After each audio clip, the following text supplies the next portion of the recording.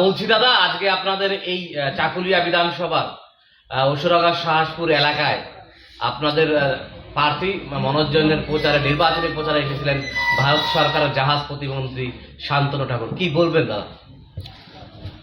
হ্যাঁ, সত্যি ঠিক আপনি বলছেন। প্রথমেই নমস্কার আপনাকে জানাই, আর আপনার এই সাংবাদিক বন্ধু এবং চ্যানেলের মাধ্যমে যারা দেখছে তাদেরকে ভারতীয় জনতা পার্টির পক্ষ থেকে সবাইকে গৈরিক অভিনন্দন। আগামী 23 তারিখে ভোট, সবাই নিজে নিজে ভোট দিবেন, পদ্ম ফুলে ভোট দিবেন। আজকে আমাদের এখানে যে জনসভাটা হলো, আমাদের ভারত সরকারের প্রতিমন্ত্রী, জাহাজ প্রতিমন্ত্রী আমাদের শান্তনু ঠাকুর, আমাদের মতুয়া সংঘের প্রধান, আমাদের মতুয়াদের যারা আমরা তাকে ঠাকুর গুরুদেব বলে মনে করি, তিনি এসেছিলেন। আপনারা জানেন যে গত 9 তারিখে আমাদের এই অসুরাগড়ে গত 9 তারিখে আমাদের এই অসুরাগড়ে একটা জনসভা হয়েছিল। সেই জনসভায় আমাদের এখানে শান্তনু ঠাকুর আসার কথা ছিল, কিন্তু কোনো কারণবশত তার শারীরিক অসুস্থতা এবং কিছু কারণের জন্য তিনি সঠিক টাইমে পৌঁছতে পারেনি, তার জন্য তার প্রোগ্রামটা ক্যান্সেল হয়েছে। কিন্তু নিতিন নবীনজি এসেছিল, আমাদের সাংসদ ছিলেন, আমাদের রাজ্য জেলা সভাপতি ছিলেন, আরও অনেক আমাদের মণ্ডল জেলা রাজ্যের নেতৃত্বরা ছিলেন। কিন্তু বিষয় হচ্ছে এটাই যে যার কারণে আমরা সেই দিন জনসভাটা করেছিলাম আমাদের এই মতুয়াগড় অসুরাগড়ের পুণ্যভূমিতে, যাকে আমরা বলেছিলাম, সাধারণ পাবলিককে বলেছিলাম যে আমাদের নেতা, আমাদের অভিভাবক, আমাদের দাদা শান্তনু ঠাকুর আসতে চলেছেন। প্রচুর লোক সমাগম হয়েছিল, সেখানে মতুয়া ভক্তরা এসেছিল, কিন্তু আসতে পারেনি। আমরা দুঃখিত ছিলাম। আমরা আপনার এই সাংবাদিক বন্ধুর মাধ্যমে আপনাকেই আমি হয়তো সেদিন ওখানে বাইট দিয়েছিলাম, বলেছিলাম যে এই মাটিতে, এই ভূমিতে, এই পুণ্যভূমিতে, এই অসুরাগড়েই আমরা শান্তনু ঠাকুরকে এনে দেখাবো। শান্তনু ঠাকুর যখন 9 তারিখে আসতে পারেনি, তাকে নিয়ে যে কুৎসা রটিয়েছে টিএমসির চেলা চামুন্ডা রা, এই অসুরাগড় শুধু নয়, এই অসুরাগড় এই এলাকার আমাদের যারা মতুয়ারা রয়েছে চাকুলিয়া বিধানসভায়, সবার কানে কানে, বাড়িতে বাড়িতে গিয়ে ভুল বুঝিয়েছে টিএমসির নেতারা। আজকে তাদের গালে সপাটে চর মারলাম। আমাদের ভারতীয় জনতা পার্টির কার্যকর্তা, সাধারণ মানুষ, আর আমাদের যারা মতুয়াদের ইমোশন নিয়ে যারা খেলেছে, যারা মতুয়াদের গালাগালি করেছে, স্বয়ং মুখ্যমন্ত্রী থেকে তার ছোট মাঝারি বরণের নেতারা, তাদেরকে আজকে গালে সপাটে চর মারলো। বলছি দাদা, দেখা যাচ্ছে আপনাদের যিনি শান্তনু ঠাকুর জাহাজ প্রতিমন্ত্রী, মঞ্চ থেকে বললেন যে যদি নাগরিকত্ব পেতে যাও, মতুয়া যদি নাগরিকত্ব পেতে যাও, তাহলে বিজেপিকে পশ্চিমবঙ্গে আনতে হবে। কি বলবেন দাদা? শুনেন, যারা আমরা বাংলাদেশ থেকে অত্যাচারিত, নিপীড়িত হয়ে, ওই দেশ থেকে শরণার্থী হয়ে এই পশ্চিমবঙ্গে এসেছি, রাতের অন্ধকারে বলেন আর দিনের আলোয় বলেন, নদীর পার হয়ে বলেন আর কচুরিপানা ডুবিয়ে বলেন, আমরা যারা বাংলাদেশ থেকে এই দেশে এসেছি, সত্যি আমরা কিভাবে আমরা হয়তো এই দেশেই আমাদের জন্ম, কিন্তু যারা এসেছে, আমার বাবারা, মায়েরা, কাকারা, আরও অনেক মাসিরা যারা পালিয়ে এসেছে ওই দেশ থেকে, তাদের জন্য ভারত সরকার, বিজেপি সরকার একমাত্র চিন্তা করেছে যে না, বাংলাদেশ থেকে আমাদের যত উদ্বাস্তু হিন্দু সনাতনীরা এসেছে, আমাদেরকে রক্ষা করতে হবে, তাদেরকে নাগরিকত্ব দিতে হবে। আর তার জন্য নরেন্দ্র মোদীজি, আমাদের অমিত শাহ সিএ এর মাধ্যমে সিটিজেনশিপ অ্যামেন্ডমেন্ট অ্যাক্ট বিল এনে আমাদের পশ্চিমবঙ্গে বাংলাদেশ থেকে আগত সমস্ত হিন্দুদের নাগরিকত্ব দেওয়া শুরু করেছে। আর সেটারও কুৎসা প্রচার করেছিল এই রাজ্যের আমাদের টিএমসির কার্যকর্তা, টিএমসির নেতা, মন্ত্রীরা।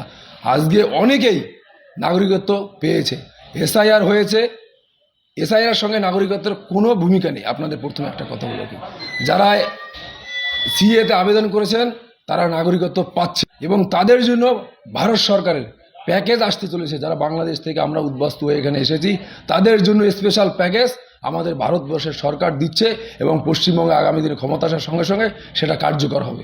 বলছি দাদা, বিরোধীরা বারবার বলছে যে যাদের যে মতুয়াদের ভোটের দ্বারা ভারতবর্ষের প্রধানমন্ত্রী নির্ধারিত হয়েছে, এখানকার স্বরাষ্ট্রমন্ত্রী নির্ধারিত হয়েছে, সেই ভোটারদের কেন আবার আলাদা করে নাগরিকত্ব দিতে হবে? কি বলবেন দাদা? শুনেন, আমরা ভারতবর্ষে আসি, আমরা সবাই ভারতবর্ষের নাগরিক, কিন্তু মাঝে মধ্যেই আমাদেরকে বলে আমরা বাংলাদেশি, আমরা রিফিউজি।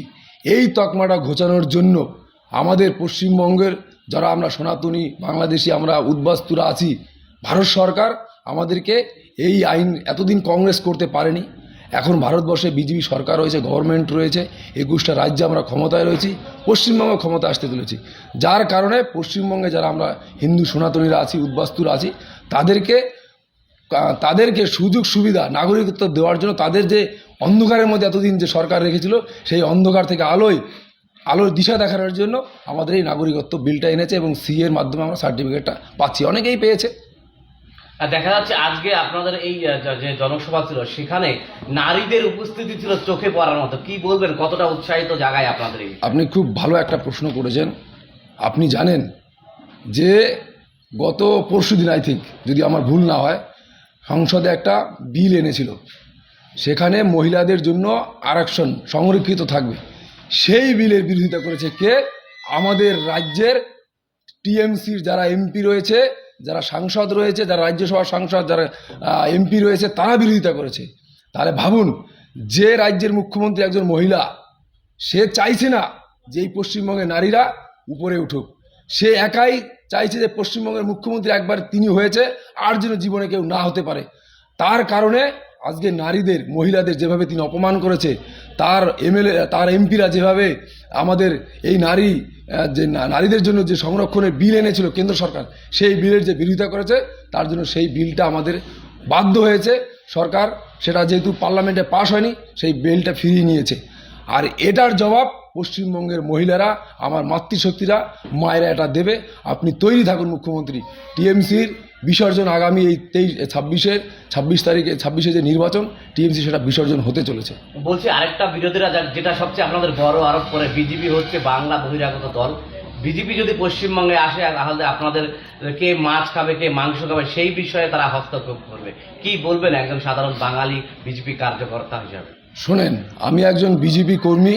প্রথমে আছে আমি একজন বাঙালি, তারপরে বিজেপি কর্মী, হিন্দু সনাতনী।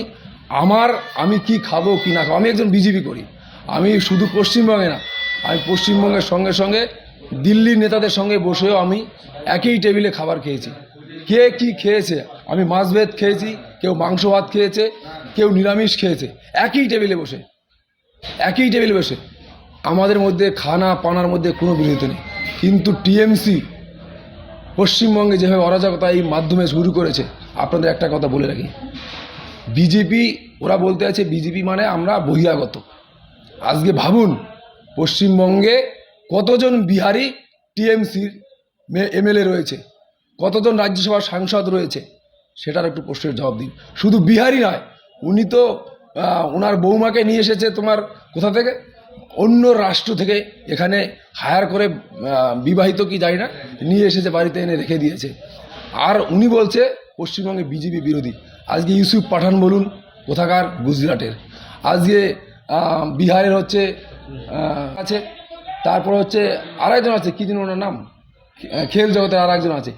অনেক যত বিহারি আছে, আমার কথা শুনুন, বিহারি আর বাঙালির মধ্যে কোনো পার্থক্য নেই।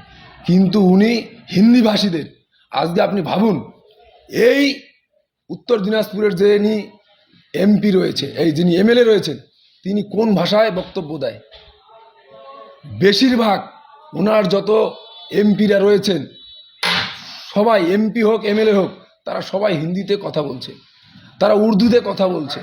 তাহলে কি বোঝাতে চাইছেন? পশ্চিমবঙ্গ কি তাহলে উর্দু বানাতে চাইছেন? পশ্চিমবঙ্গকে কি আপনি উর্দু ভাষায় করতে চাইছেন, রাজ্য চালাতে যাচ্ছেন? আজকে মুখ্যমন্ত্রী যে ভাষায় সাধারণ মানুষকে, বাংলা ও বাঙালি দিয়ে মানুষকে উত্তেজিত করে রাখছে, তার জবাবও দিবে। বিহারে আমরা সরকার এসেছি, আর বিহারে অনেক বাঙালিরা গিয়ে থাকে, শুধু বিহারে না, বিহার, উত্তরপ্রদেশ, আসাম, আপনার অরুণাচল প্রদেশ, দিল্লি, মহারাষ্ট্র, হরিয়ানা, যেখানে বলে অনেক বাঙালিরা আমরা ওখানে কাজ করি, সেখানে খাই। আর সেখানে বিজেপি গভর্নমেন্ট আছে, তারা ভোটও দেয়, তাদের কোনো অত্যাচারী তারা হচ্ছে না। আরেকটা যে প্রশ্ন, ইতিমধ্যে যে বিষয়টা সোশ্যাল মিডিয়ায় বা বিভিন্ন সংবাদপত্রে শিরোনাম হচ্ছে, ইসলামপুরে 15 তারিখ মমতা ব্যানার্জির সভা ছিল, সেখানে বলে গিয়েছেন উনি যদি আবার তৃণমূল থাকে তাহলে আবার দেখা হবে। কি বলবেন? শোনেন, ওনার বডি ল্যাঙ্গুয়েজ আর আত্মবিশ্বাস তলানিতে, বডি ল্যাঙ্গুয়েজ থেকে উনি কি বলেছিলেন সেই দিন ভাষণে? বলেছিল আগার ভোটে জিতে আসি তো ফির মিলেঙ্গে। আগার মাগার কি এখন প্রশ্ন হয়ে আসছে? মুখ্যমন্ত্রী বুঝে গিয়েছে যে উত্তরবঙ্গ থেকে আমি আগেই বিতাড়িত হয়েছি, এখানে আমার এসে আর সময় নষ্ট করে লাভ নাই, তার জন্য এখান থেকে উনি পালিয়ে চলে গেছেন দক্ষিণবঙ্গ। উত্তরবঙ্গ শেষ, দক্ষিণবঙ্গের মানুষ, আপনি রাস্তাঘাটে, আমরা গিয়েছিলাম দক্ষিণবঙ্গে 2-3 বার, অমিত শাহের সভায়, নরেন্দ্র মোদীর জনসভায়, ব্রিগেডে, সেখানকার মানুষ উৎসাহিত হয়ে আছে বিজেপিকে ভোট দেওয়ার জন্য, আর অপেক্ষা করছে না। আমরাও আর চাইছি না কালকেই ভোট হোক, আমরা চাইছি সবাই কর্মী। আজকে দেখেছেন জনসভা, এখানে আমাদের মতুয়ার যিনি আমাদের শান্তনু ঠাকুর এসেছিলেন, গতকাল রাতে যে প্রাকৃতিক বিপর্যয়, সেই বিপর্যয়ের পরেও আমরা সারা রাত জেগে এখানে দাঁড়িয়ে থেকে প্যান্ডেলকে আবার পুনর্নির্মাণ করে সেখানে কার্যকর্তারা সবাই রাস্তায় নেমে সবাইকে ডেকে ডেকে এখানে পৌঁছেছি। এটা আমাদের কাছে একটা চ্যালেঞ্জ ছিল, আর সেই চ্যালেঞ্জে আমরা আজকে সফল হয়েছি। আর মুখ্যমন্ত্রী হারতে চলেছে, আর মুখ্যমন্ত্রী শোনেন, ভাওতা আর ভাতা এগুলো অনেক চালিয়েছে, এটা আর চলবে না। ভাতা শেষ। পশ্চিমবঙ্গে বিজেপি আসতে চলেছে নারীদের জন্য 3,000 টাকা প্রতি মাসে, আর এককালীন 2 লক্ষ টাকা, যার মাধ্যমে তিনি মহিলারা বিজনেস করতে পারবেন। সরকারি কর্মচারীদের জন্য রয়েছে 100% ডিএ। এখানে হবে আইআইটি, এখানে হবে আইআইএমএস, এখানে হবে, নর্থ বেঙ্গলে হচ্ছে আমাদের এইমস। আপনাদেরকে অনুরোধ করছি এটা প্রচার করুন, নর্থ বেঙ্গলে এইমস হচ্ছে। আর এখানকার যাওয়ার সময় আপনি কানকি হসপিটালে একটু বাতাবরণটা নিয়ে যাবেন, কানকি শুধু হসপিটাল না, চাকুলিয়াতে একটু বাতাবরণটা নিয়ে যাবেন, হাসপাতালে কী পরিস্থিতি আছে। পশ্চিমবঙ্গে বিজেপি আসার সঙ্গে সঙ্গে আমাদের এখানকার স্বাস্থ্য ব্যবস্থা, শিক্ষা ব্যবস্থাকে আমরা ঢেলে সাজাবো। যত বেকার যুবকদের আছে তাদেরকে সরকারি চাকরির ব্যবস্থা করে দেবো। যারা এখানে সিভিক পুলিশ রয়েছে, যারা কন্ট্রাকচুয়াল প্যারাটিচার রয়েছে, তাদেরকে হচ্ছে ন্যূনতম 25,000 টাকার বেতন এই গভর্নমেন্ট দিবে। এই কথা আপনাদেরকে দিয়ে যাচ্ছি। আজকে আপনাদের এই জনসভার পর কতটা আত্মবিশ্বাসী আপনারা এই বিধানসভায়? শোনেন, আত্মবিশ্বাসী আমরা তো কার্যকর্তা, আমরা তো অতি আত্মবিশ্বাসী। সাধারণ পাবলিকের মনে যে উৎসাহ আর উদ্দীপনা দেখছি, সাধারণ পাবলিকই বলে দিচ্ছে বিজেপি সরকার আসছে আর মমতা ব্যানার্জি যাচ্ছে। বিজেপি সরকার আসছে, মমতা ব্যানার্জি যাচ্ছে। আপনি একটু গ্রামগঞ্জে ঘুরবেন, সাধারণ মানুষের কাছ থেকে একটু প্রতিক্রিয়াগুলো নেবেন, তাহলে বুঝতে পারবেন যে বর্তমান পরিস্থিতি কী আছে। চাকুলিয়াতে মিনাজ হারছে, এখানটা উনি আগেই হেরে বসে আছে, না কলেজ করতে পেরেছে, না কোনো কারখানা করতে পেরেছে, না কোনো বেকার যুবকদের কর্মসংস্থান দিতে পেরেছে। উনি যাদেরকে ভাতা আর ভাওতা দিয়ে এনেছিল তারাই আজকে পিছিয়ে সরে গেছে। ওনাদের মধ্যে রয়েছে গোষ্ঠীদ্বন্দ্ব। তারা কে টিকিট নিয়ে এতদিন লাফালাফি করেছিল, কে কি টিকিট পাবে, এখন টিকিট পাচ্ছে না, বাকিরা সব বসে গিয়েছে। আর তার সঙ্গে সঙ্গে আপনাকে বলছি, ওনাকে বলবেন কলেজ চাই তো ভোট আছে আপনার, কলেজ নাই তো ভোট নাই। আর বিজেপি সরকার আসার সঙ্গে সঙ্গে কথা দিচ্ছি, আমাদের জমি জায়গা সব কিছু রেডি হয়ে গেছে। বিজেপি সরকার আসার সঙ্গে সঙ্গেই এই চাকুলিয়া বিধানসভাতেই কানকিতেই কলেজ হচ্ছে, এটাও আপনাকে আজকে বলে দিয়ে গেলাম। আচ্ছা, আপনার নাম? আমার নাম প্রণব মজুমদার, আমি ভারতীয় জনতা পার্টির একজন কার্যকর্তা, চাকুলিয়া বিধানসভার এই মণ্ডল সভাপতি।